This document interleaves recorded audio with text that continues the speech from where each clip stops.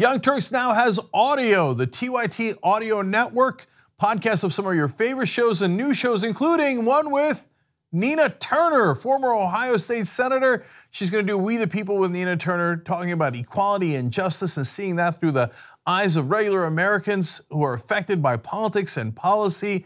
Everybody check it out at tyt.com/audio.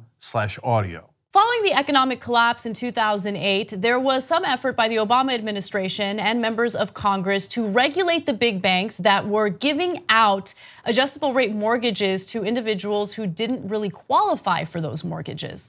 Well, fast forward to 2018, and it turns out that non-bank lenders who are not regulated the same way big banks are through Dodd-Frank are handing out mortgages to a ton of people who do not qualify, and many of these mortgages are backed by US taxpayers.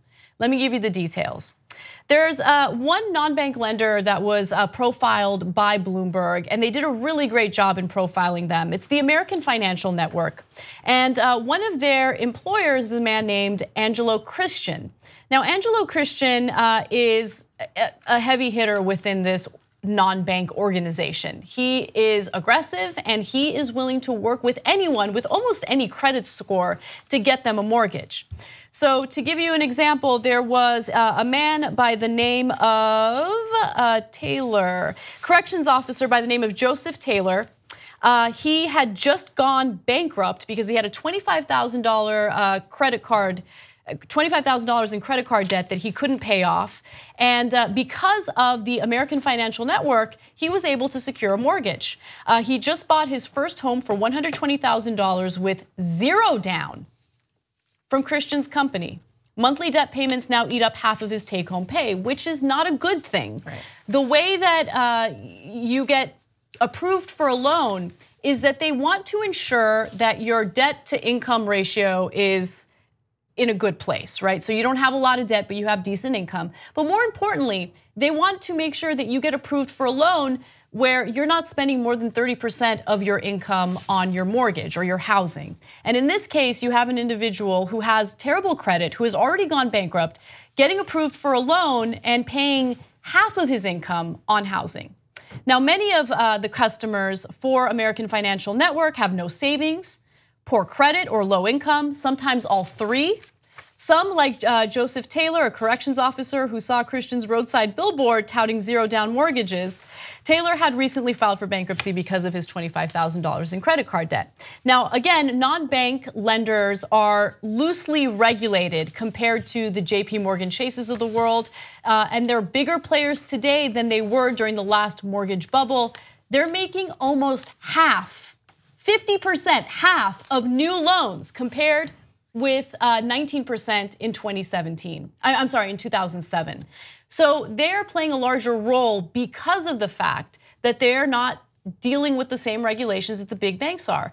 50% of these loans come through these organizations. This is not good news. These are people who are one paycheck away from not being able to pay their mortgage, right? And we have some numbers on how many of them have already defaulted on these loans. For first-time purchasers, many non-bank lenders rely on the government's affordable financing backed by the Department of Veterans Affairs and Department of Agriculture and the Federal Housing Administration. These are loans, again, that are supposed to be backed by the government, and the numbers indicate that right now, the amount of money that these homeowners are spending on their insurance is not enough for the government to come in and save them should they begin defaulting on these loans. Look, this is brewing, okay? This is something that I've been seeing and I've been bringing up, but every time I do it, people roll their eyes and talk about how difficult it is to get approved for a mortgage.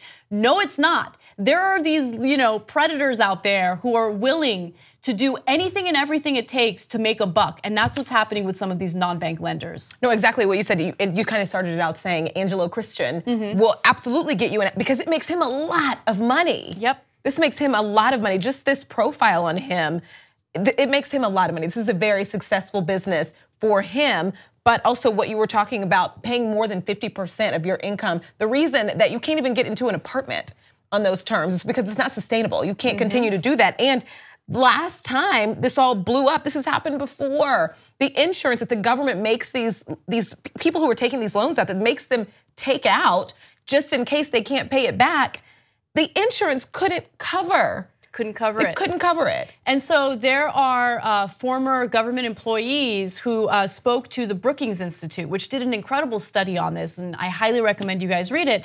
They spoke to, these researchers and said, no, the numbers don't add up. A lot of these first-time homeowners who secure these loans are supposed to at least make a down payment of 3.5%. But in many cases, these non-bank lenders give them the loan 0 down. That is crazy. Now, let's get into some more details on the story that are incredibly relevant. As before, lenders use lines of credit to fund the loans, which are packaged into securities. In this case, Ginnie Mae bonds, common in mutual funds and pensions. Does any of this sound familiar to you guys? Does any of it sound familiar? It's the same dance from before 08. It is the same dance. And so, look, I saw this story on Bloomberg. I think they did a decent job covering it, but I wanted to read the original study by the Brookings Institute because Bloomberg made a point to include something about how this is different. This isn't as bad as what was happening prior to the original or first financial collapse related to the housing market. But then I look at the study by the Brookings Institute, and they're sounding the alarms and essentially saying that the same thing is happening. And I just thought it was fascinating to compare the two different perspectives. And I don't know why Bloomberg would pretend like this isn't causing a housing bubble that could come crashing down very soon. Yeah, that seems to be at odds with the facts. Yeah. All the facts point to the exact same situation. And those flimsy standards that were put in, as Anna says, after the fall in 08, after the huge correction, after these people who put no money down on mortgages and were given mortgages when they didn't have the ability, they didn't even have to show proof of income to get some of these loans approved.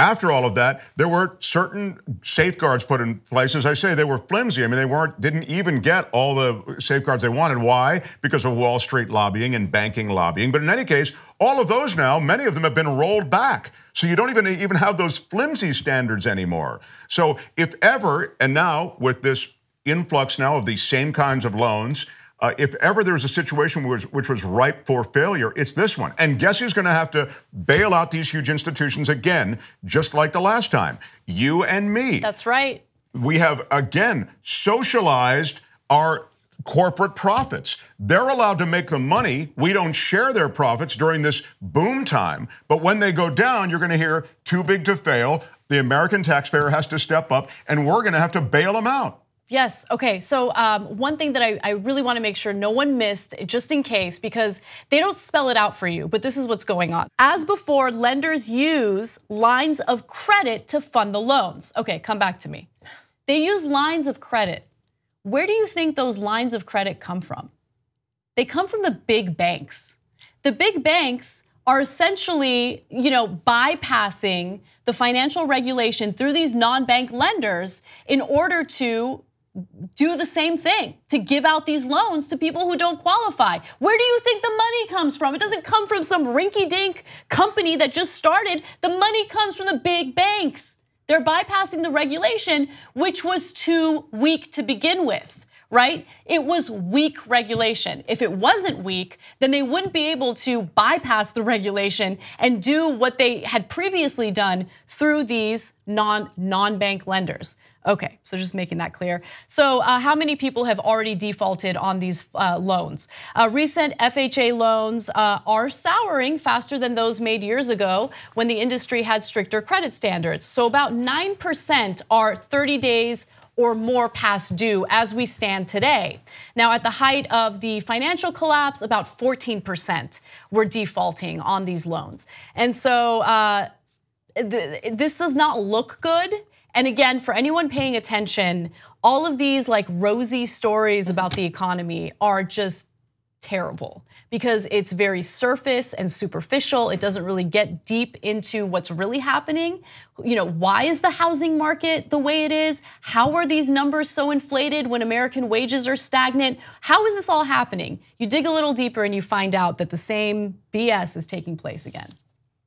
Yeah, this is, again, the same dance. Were it a different way that these financial institutions were getting into trouble, you could say, well, they shored up one place, but they've let a leak spring in another place. But that's not the case. As Anna says, it's exactly the same deal. And I'm so glad you brought up the way that these institutions get around even the flimsy restrictions. They pour the money as loans into these, I don't want to call them fly-by-night, but these independent loan providers, like this guy profiled in that piece. Exactly. It's a bonfire that's building, and eventually it's going to consume the real estate industry again and the rest of the economy. 2 easy ways to follow the Young Turks. One is hit the subscribe button down below. Then you're a TYT subscriber. And second is ring the bell. And when you do that on YouTube, you're notified of our videos.